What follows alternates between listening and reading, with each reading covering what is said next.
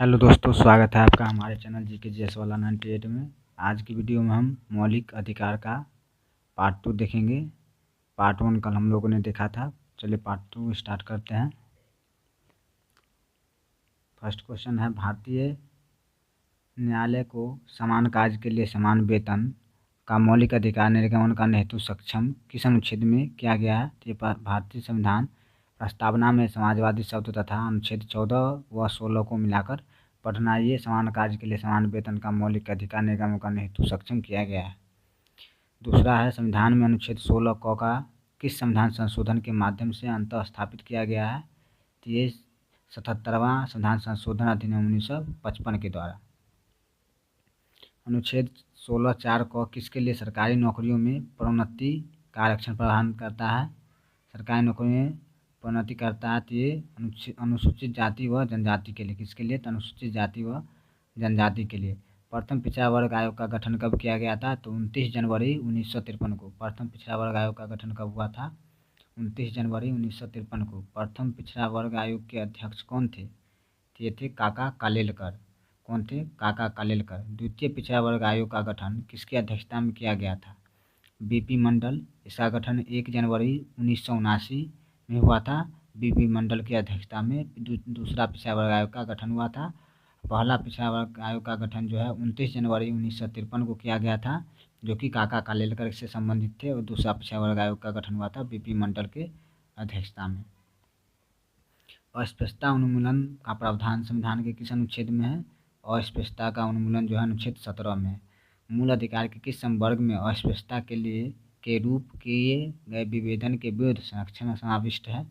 समता के अधिकार में है। किस वाद के माध्यम से यह अनिर्धारित किया गया कि अनुच्छेद 18 में उन अभिजात्य उपाधियों का प्रतिषेध किया गया है जो अनुबंधिक होता है? कि बालाजी राघवन बनाम भारत संघ 1996 में। नेक्स्ट देखते हैं। नेक्स्ट है, अनुच्छेद 18 में उपाधियों के अंत का प्रावधान किया गया है। इसको देख लेते हैं। अनुच्छेद 18(1) जो है, इसमें राज्य, सेना या विद्या संबंधी सम्मान के सिवाय और कोई उपाधि प्रदान नहीं करेगा। क्या है? राज्य जो है सेना या विद्या संबंधी सम्मान के सिवाय कोई भी उपाधि जो है प्रदान नहीं करेगा। ये अनुच्छेद 18 का 1 में दिया गया है।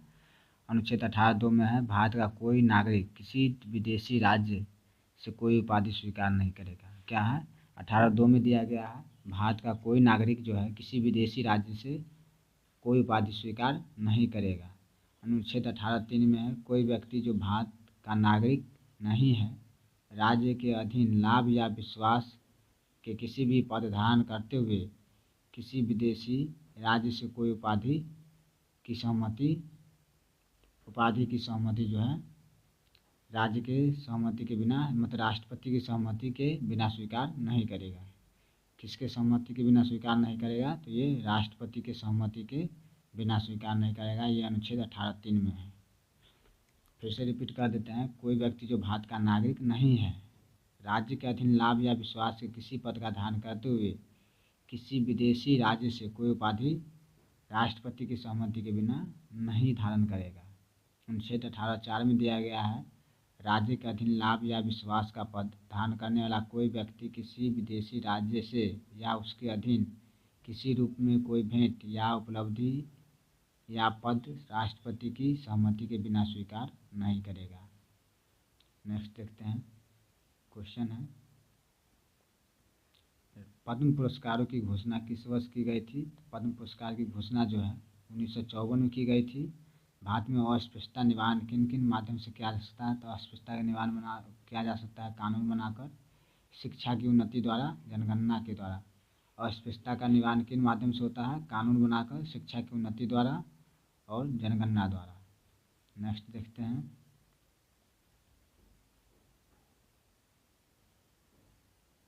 किस अधिनियम के तहत संसद ने अस्पृश्यता को दंडनीय अपराध घोषित किया है? तो यह है सिविल अधिकार संरक्षण अधिनियम 1955। अस्पृश्यता को जो है दंडनीय अपराध घोषित किया गया है, सिविल अधिकार संरक्षण अधिनियम 1955। भारतीय संविधान में स्वतंत्रता का अधिकार जो है किन अनुच्छेदों के द्वारा प्रदान किया गया? तो 4 में। स्वतंत्रता का अधिकार जो है कितने अनुच्छेद द्वारा प्रदान किया गया है? 4। स्वतंत्रता का अधिकार कितने अनुच्छेद के द्वारा प्रदान किया गया? तो 4 के द्वारा। स्वतंत्रता और समानता किस क्रांति की देन है? तो फ्रांस की क्रांति की देन है। स्वतंत्रता और समानता फ्रांस की क्रांति की देन है। विधि सम्मत शासन के सिद्धांत का प्रतिपादन किसने किया था? A.V. डायसी ने। कौन? A.V. डायसी ने किया था। विधि के समान संरक्षण किस देश से लिया गया है? तो अमेरिका से। विधि के समान संरक्षण किस देश के संविधान से लिया गया है? तो अमेरिका से। विधि के समक्ष समता क्या होता है? देख लेते हैं। विधि के समक्ष समता की अवधारणा का प्रयोग सबसे पहले डायसी ने किया था। विधि के समक्ष समता से आशय है कि कोई भी व्यक्ति विधि से ऊपर नहीं है और प्रत्येक व्यक्ति ऊंच नीच का भेदभाव किए बिना देश की सामान्य विधि के अधीन है। फिर से रिपीट करते हैं। विधि के समक्ष समता से आशय है कि कोई भी व्यक्ति विधि से ऊपर नहीं है और प्रत्येक व्यक्ति ऊंच नीच का भेदभाव किए बिना देश की सामान्य विधि के अधीन है। पॉइंट 2 है, विधि के समक्ष समता को नकारात्मक संकल्पना कहा जाता है क्योंकि इसमें किसी को विशेष अधिकार नहीं है। क्या है? विधि के समक्ष समता को नकारात्मक संकल्पना कहा जाता है क्योंकि इसमें किसी भी विशेष अधिकार किसी को भी प्राप्त नहीं है, यानी सभी एक समान है। विधि के समान संरक्षण देखते हैं। इससे आशय है कि कोई भी व्यक्ति समान परिस्थितियों में है उन पर एक ही विधि लागू होगी। इसका मतलब हुआ कि कोई भी व्यक्ति है, ऊंचा हो या नीचा हो या किसी लेवल का हो, सभी के लिए कानून समान है। इस अभिव्यक्ति को सकारात्मक संकल्पना माना जाता है क्योंकि इसमें राज्य सकारात्मक कार्रवाई की अपेक्षा होती है। इस अभिव्यक्ति को सकारात्मक संकल्पना माना जाता है क्योंकि इसमें राज्य से सकारात्मक कार्रवाई की अपेक्षा होती है। विधि सम्मत प्रयोजनों के लिए व्यक्तियों का वर्गीकरण करने की शक्ति किसके पास है? राज्य के पास है। विधि सम्मत प्रयोजनों के लिए व्यक्तियों का वर्गीकरण करने का शक्ति किसके पास है? राज्य के पास है। मार्गदर्शक शक्ति का सिद्धांत क्या होता है? जब शक्ति का मनमाने ढंग से प्रयोग किया जाता है। भारतीय संविधान का कौन सा अनुच्छेद संसद को अस्पृश्यता के आचरण के दंड विहित करने के लिए विधि बनाने की शक्ति देता है? तो अनुच्छेद 17 के साथ अनुच्छेद 35 के पढ़ जाने पर। अनुच्छेद 17 अस्पृश्यता है, इसमें अनुच्छेद 35 लगाकर विधि दंड विहित करने के लिए विधि बनाने की शक्ति देता है। देख लेते हैं सिविल अधिकार संरक्षण अधिनियम 1955 जो है विहित दंड, इसको देख लेते हैं। नंबर पॉइंट 1 है, किसी व्यक्ति को सार्वजनिक पूजा स्थल में प्रवेश करने से या पूजा करने से रोकना, ये दंड है ये सब। नंबर 2 है, अस्पृश्यता के आधार पर अनुसूचित जाति के किसी सदस्य को अपमान करना, ये भी दंडनीय है। नंबर 3, प्रत्यक्ष या अप्रत्यक्ष रूप से अस्पृश्यता का उपदेश देना, ये भी दंडनीय है। नंबर नेक्स्ट पॉइंट देखते हैं, ऐतिहासिक, दार्शनिक, धार्मिक या अन्य आधार पर अस्पृश्यता का न्यायोचित ठहराना गलत है। किसी दुकान, जलपान गृह, होटल या सार्वजनिक मनोरंजन के स्थल पर प्रवेश नहीं करने देना, यह भी अपराध है। और अस्पताल में प्रवेश से मना करना, ये भी दंडनीय है।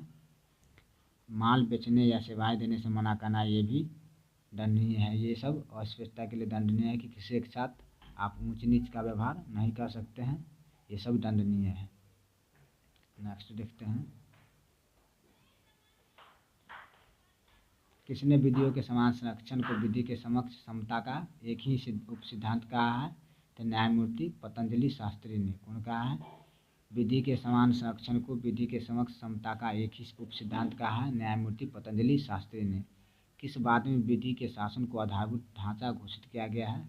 मिनर्वा मिल्स बनाम भारत संघ 1980 बाद में। किसमें? मिनर्वा बिल बनाम भारत संघ 1980 में। किस बाद में उच्चतम न्यायालय ने कहा है कि समता और स्वैच्छिकता एक दूसरे के कट्टर शत्रु हैं? तो यह है E.P. योयप्पा बनाम तमिलनाडु राज्य 1974। E.P. योयप्पा बनाम तमिलनाडु राज्य 1974। किस बात में माना गया है कि एक व्यक्ति स्वयं एक वर्ग माना जाता है? फिर से रिपीट करते हैं, किस बात में माना गया है कि एक व्यक्ति स्वयं एक वर्ग माना जाता है? तो चिरंजीव लाल बनाम भारत संघ 1951 के मामले में। चिरंजीव लाल बनाम भारत संघ 1951। पिछड़े वर्ग निर्धारण किस आधार पर नहीं किया जा सकता है? आर्थिक आधार पर। पिछड़े वर्ग का निर्धारण किस आधार पर नहीं किया जा सकता है? तो ये आर्थिक आधार पर हम नहीं कह सकते हैं कि ये पिछड़े वर्ग है। किस संविधान संशोधन अधिनियम द्वारा आर्थिक रूप से दुर्बल के लिए आरक्षण का प्रावधान किया गया है? तो 103वां संविधान संशोधन अधिनियम के द्वारा हुआ है। ये आर्थिक रूप से पिछड़े दुर्बल वर्गों के लिए आरक्षण यानी EWS। 103वां संविधान संशोधन अधिनियम कब पारित हुआ था? तो 2019 में। कब हुआ था? 2019 में हुआ था। अनुसूचित जाति को प्रोन्नति में आरक्षण। अनुसूचित जाति व जनजाति को प्रोन्नति में आरक्षण का प्रावधान किस अनुच्छेद में है? अनुच्छेद 16 के 4 के क में। भारतीय संविधान में अनुच्छेद 16 4 क को किस संविधान संशोधन द्वारा माध्यम से जोड़ा गया है? 81वें संविधान संशोधन अधिनियम 2000 के माध्यम से। किस वाद में उच्चतम न्यायालय ने अग्रनयन यानी कि कैरी फॉरवर्ड रूल के नियमों के असंवैधानिक घोषित दिया था? देवासन बनाम भारत संघ में। फिर से रिपीट करते हैं क्वेश्चन को। किस वाद में उच्चतम न्यायालय ने कैरी फॉरवर्ड रूल के नियम को असंवैधानिक घोषित किया था? देवासन बनाम भारत संघ वाद में। नेक्स्ट देखते हैं इंदिरा साहनी बनाम भारत संघ मामले में उच्चतम न्यायालय के मुख्य न्यायाधीश कौन थे? तो श्री HM कन्या थे। कौन थे? श्री HM कन्या। किस वर्ग की संविधान में परिभाषा नहीं दी गई है? पिछड़े वर्ग की। किस वर्ग की संविधान में कोई परिभाषा नहीं दी गई है? तो पिछड़े वर्ग की। किस अनुच्छेद के तहत राज्य केवल सेना एवं विद्या संबंधी उपाधि प्रदान करेगा? अनुच्छेद 18(1) के तहत राज्य केवल सेना और विद्या संबंधी उपाधि प्रदान करेगा, यह अनुच्छेद 18(1) में कहा गया है। नेक्स्ट देखते हैं स्वतंत्रता का अधिकार दिया गया है, इसको देख लेते हैं। स्वतंत्रता का अधिकार कितना से 19 से 22 तक है, उसको देख लेते हैं। अनुच्छेद 19 में क्या है? वाक स्वतंत्रता आदि विषय कुछ अधिकार का संरक्षण। 20 में अपराधों के लिए दोष सिद्धि के संबंध में संरक्षण। अनुच्छेद 21 में प्राण और दैहिक स्वतंत्रता का संरक्षण। 21 क में है शिक्षा का अधिकार। 22 में कुछ दशाओं में गिरफ्तारी और निरोध से संरक्षण। नेक्स्ट देखते हैं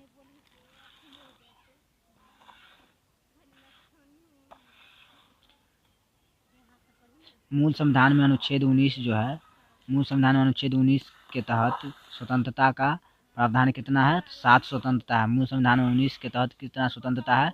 7 स्वतंत्रता है। भारतीय संविधान के अनुच्छेद 19 के तहत प्राप्त किन स्वतंत्रता पर राज्य द्वारा अनुसूचित जनजाति हितों में प्रतिबंध लगा सकता है? तो संचरण तथा निवासन की स्वतंत्रता पर। वर्तमान में अनुच्छेद 19 के तहत कितनी स्वतंत्रता का उल्लेख है? 19 में वर्तमान में 6 है, पहले 7 था, जो कि एक संपत्ति का अधिकार हट गया है और वह वैधानिक अधिकार बन गया अनुच्छेद 300 के क में। संविधान के किस अनुच्छेद में भाषण और अभिव्यक्ति की स्वतंत्रता का उल्लेख है? अनुच्छेद 19 के 1 के क में। भारतीय संविधान का कौन सा अनुच्छेद प्रेस की स्वतंत्रता से संबंधित है? 19(1) के क में। नेक्स्ट देखते हैं उच्चतम न्यायालय की व्यवस्था के अनुसार निजी भवनों के ऊपर राष्ट्रीय झंडे फहराना हर नागरिक का मौलिक अधिकार है। संविधान में इसका प्रावधान किस अनुच्छेद में किया गया है? अनुच्छेद 19(1) क में।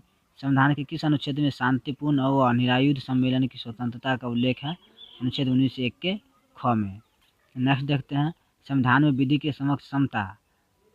समक्ष समता का विचार जो है किस देश से लिया गया है? तो ब्रिटिश संविधान से लिया गया है। सूचना का अधिकार संविधान के किस अनुच्छेद में है? 19(1) के क में। भारतीय संविधान के अनुच्छेद 19(1) के 6 में कितनी अभिव्यक्तियों का प्रयोग किया गया है? तो इसमें 4 अभिव्यक्ति है। 4 अभिव्यक्ति कौन सा है? तो वृत्ति है, उपजीविका है, व्यापार है और कारोबार है, ये 4 है।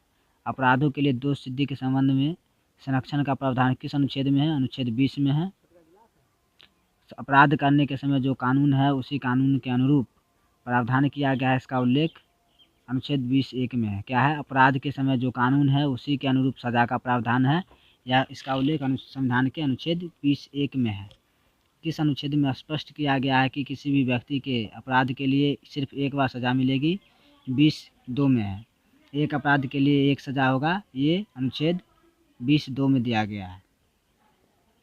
भारतीय संविधान के किस भाग में स्पष्ट किया गया है कि किसी भी व्यक्ति की स्वतंत्रता स्वयं के विरुद्ध गवाही देने के लिए बाध्य फिर से रिपीट करते हैं। संविधान के किस भाग में स्पष्ट किया गया है कि किसी भी व्यक्ति के स्वयं के विरुद्ध गवाही देने के लिए बाध्य नहीं किया जा सकता है?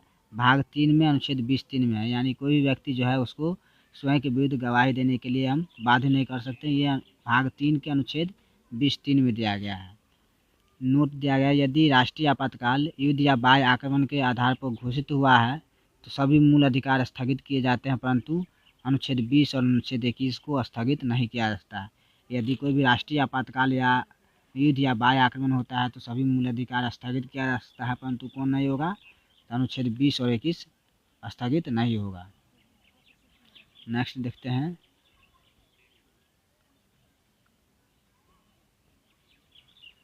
भारतीय संविधान के मूल अधिकार का निलंबन का उपबंध जो है किस अनुच्छेद में है? 358 व 59 में। मूल अधिकार का निलंबन किस अनुच्छेद में उपबंध है? 358 और 359 में। अनुच्छेद 358 किस मूल अधिकार के निलंबन से संबंधित है? अनुच्छेद 19। अनुच्छेद 359 मूल अधिकार के निलंबन की बात करता है। अनुच्छेद 20 व 21 को छोड़कर अन्य मूल अधिकार के बारे में, यानी कि 20 और अनुच्छेद 21 जो है छोड़कर सभी निलंबित हो सकता है। जब युद्ध या बाह्य आक्रमण या होता है तो मूल अधिकार जो है अनुच्छेद 21 और 20 को छोड़कर बाकी निलंबित हो सकता है। राष्ट्रीय आपातकाल के दौरान कौन सा मूल अधिकार निलंबित नहीं हो सकता? फिर वही क्वेश्चन है 20 और 21। जब राष्ट्रीय आपातकाल हो तो कौन सा अनुच्छेद निलंबित नहीं होता है? 20 और 21। राष्ट्रीय आपातकाल के दौरान कौन सा मूल अधिकार सीमित या समाप्त नहीं होता है? व्यक्तिगत स्वतंत्रता और जीवन का अधिकार। यही है, व्यक्तिगत स्वतंत्रता 20 में है और जीवन का अधिकार जो है अनुच्छेद 21 में है। नेक्स्ट देखते हैं, केवल नागरिक को प्राप्त मूल अधिकार है, उसको देख लेते हैं। नागरिक को केवल प्राप्त मूल अधिकार है अनुच्छेद 15, धर्म, मूल जाति, लिंग, वंश या जन्म स्थान के आधार पर विभेद से प्रतिषेध। अनुच्छेद 16 में है लोक नियोजन के विषय में अवसर की क्षमता। अनुच्छेद 19 वाक स्वतंत्रता, सम्मेलन, संगम, संचरण, निवास और वृत्ति की स्वतंत्रता। अनुच्छेद 19 में है अल्पसंख्यक की संस्कृति और शिक्षा संबंधी अधिकार। अनुच्छेद 30 में है शिक्षा संस्थानों की स्थापना, प्रशासन का अल्पसंख्यक का अधिकार। नेक्स्ट बात करते हैं, तो ये भारतीय संविधान के भाग 3 में कौन सा अधिकार ऐसे हैं जिन्हें लागू करने के लिए किसी सीमा का निर्धारण नहीं किया गया है? अनुच्छेद 14, 17, 18, 20 और 24 के लिए कोई भी सीमा निर्धारण नहीं किया गया है। कौन सा मूल अधिकार ऐसे हैं जिन्हें परिवर्तनीय बनाने के लिए कोई विधि बनाने की आवश्यकता नहीं होती है? 14, 19 और 21 के लिए कोई भी विधि बनाने की आवश्यकता नहीं है। भारत में संविधान के किस अनुच्छेद में विधि की सम्यक प्रक्रिया के सिद्धांत को शामिल किया गया है? अनुच्छेद 21 में किया गया है। नेक्स्ट बात करते हैं, भारतीय संविधान का कौन सा अनुच्छेद व्यक्ति की विदेश यात्रा के अधिकार के संरक्षण प्रदान करता है? 21 में है। किस बात के तहत यह अभी निर्धारित किया गया है कि अनुच्छेद 21 में प्रयुक्त दैहिक स्वतंत्रता शब्दावली में संचरण, जिसमें विदेश भ्रमण भी शामिल है, ये मेनका गांधी बनाम भारत संघ यानी AIR 1978 से संबंधित है। किन अनुच्छेद को मिलाकर पढ़ने से एकांतता का अधिकार प्राप्त होता है? अनुच्छेद 19 1 का D और अनुच्छेद 21 को मिलाकर पढ़ने से एकांतता का अधिकार प्राप्त होता है। नेक्स्ट देखते हैं, भारत के संविधान का कौन सा अनुच्छेद अपनी पसंद के व्यक्ति से विवाह करने के किसी व्यक्ति के अधिकार को संरक्षण प्रदान करता है? तो अनुच्छेद 21। कोई भी व्यक्ति अपनी पसंद के व्यक्ति से विवाह करेगा, यह किस अनुच्छेद में संरक्षण मिला है? अनुच्छेद 21 में। नेक्स्ट बात करते हैं, अनुच्छेद 21 के अंतर्गत जो प्राप्त अधिकार है उसको देख लेते हैं एक बार। अनुच्छेद 21 और इसके अंतर्गत प्राप्त अधिकार है, यह है स्वच्छ पर्यावरण का अधिकार, शीघ्र विचारण का अधिकार, विधिक सहायता का अधिकार, एकांत कारावास के विरुद्ध अधिकार, बेड़ी हथकड़ी डालने के विरुद्ध अधिकार, फांसी में विलंब के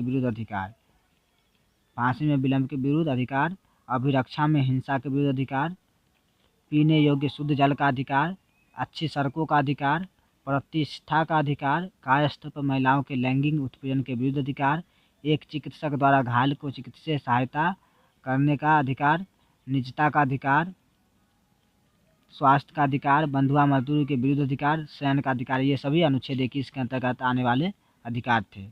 किस संविधान संशोधन द्वारा यह प्रावधान किया गया है कि अनुच्छेद 21A के तहत प्राण और दैहिक स्वतंत्रता का मौलिक अधिकार राष्ट्रीय आपातकाल की स्थिति में भी सीमित या समाप्त नहीं किया जा सकता है?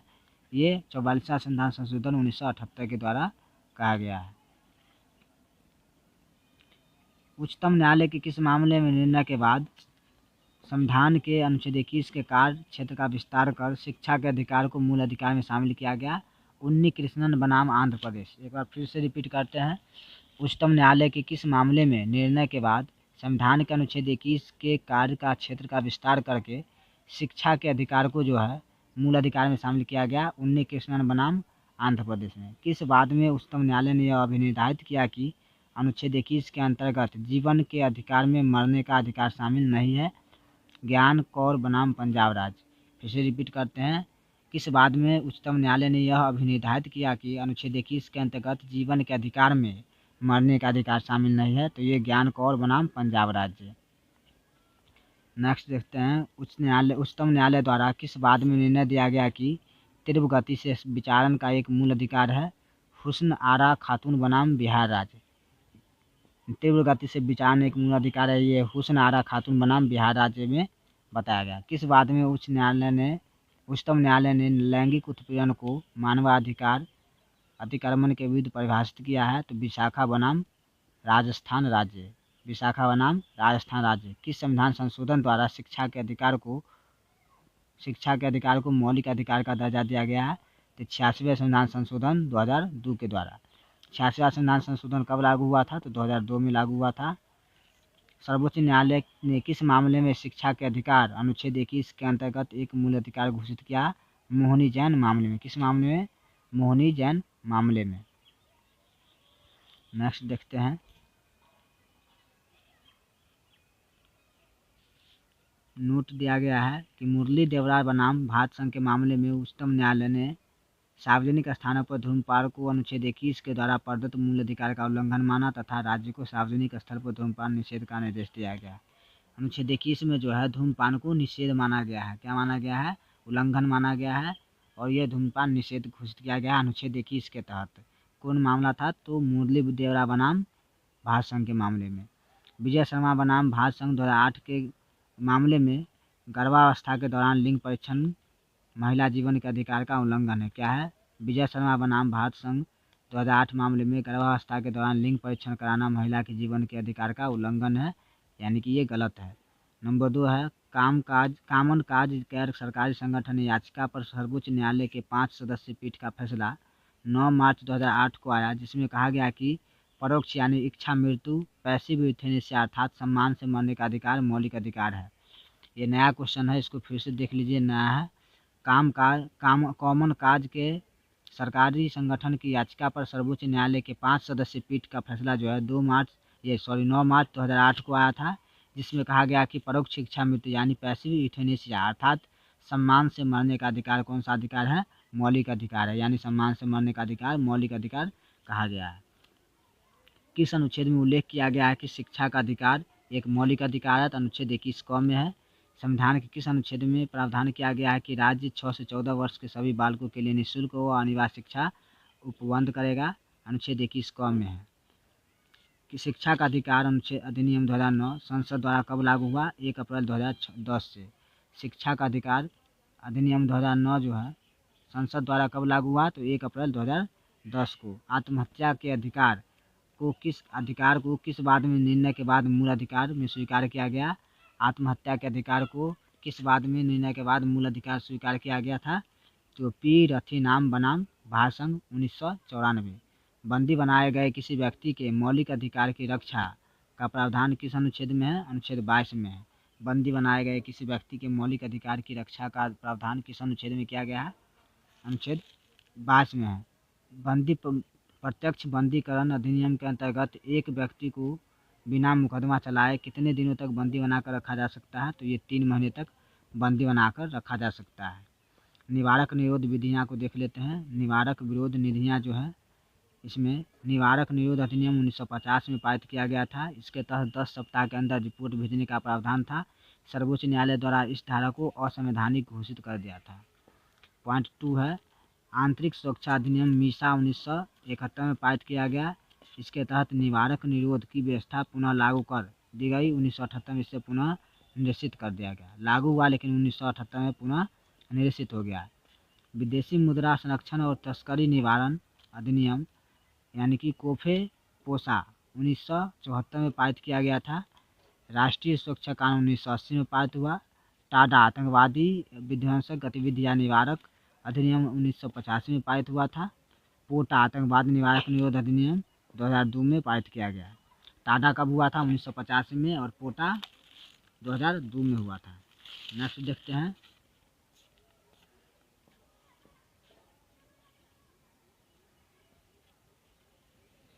मूलभूत स्वतंत्रता के बारे में दिया गया है। अनुच्छेद 19 क में क्या दिया गया है? वाक और अभिव्यक्ति की स्वतंत्रता 19 ख में शांतिपूर्ण और निरायुध सम्मेलन की स्वतंत्रता। 19 ग में है संगम या संघ या सरकारी समिति सहकारी समिति बनाने की स्वतंत्रता।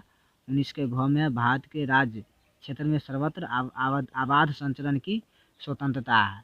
19 के अंगों में दिया गया है भारत के राज्य क्षेत्र किसी भी भाग में निवास करने बस जाने की स्वतंत्रता।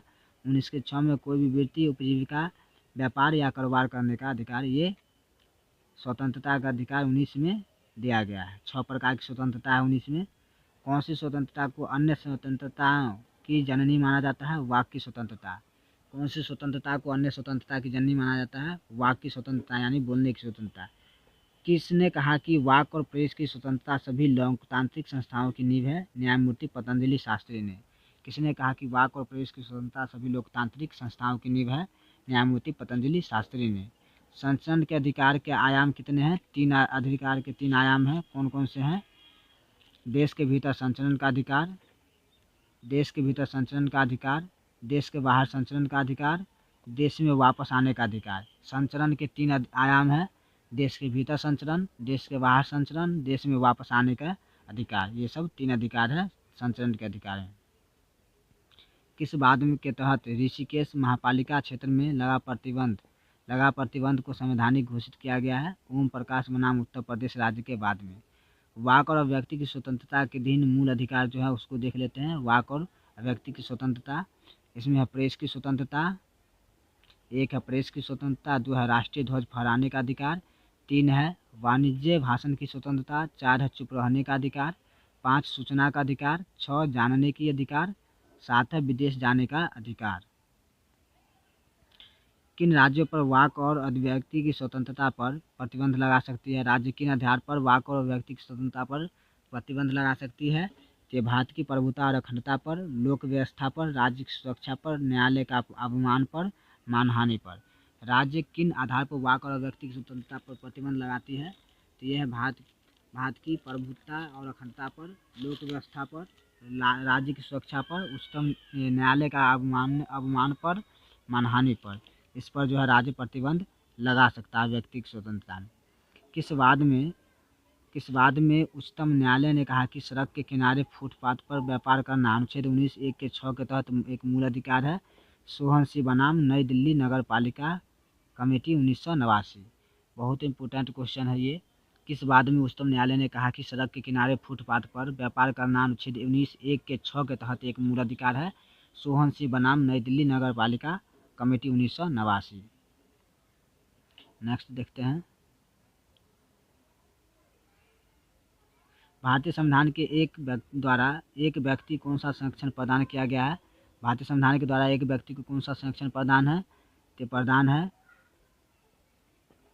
सीमित मात्रा में गिरफ्तारी और निरोध से, कार्य के बाद विधि से, दोहरे संकट से, स्वयं के अपने विरुद्ध साक्षी होने से। ये सब भारतीय संविधान के द्वारा एक व्यक्ति को संरक्षण प्रदान किया गया है। सीमित मात्रा में गिरफ्तारी और निरोध से, कार्य के बाद की विधि से, दोहरे संकट से, स्वयं अपने विरुद्ध साक्षी होने से।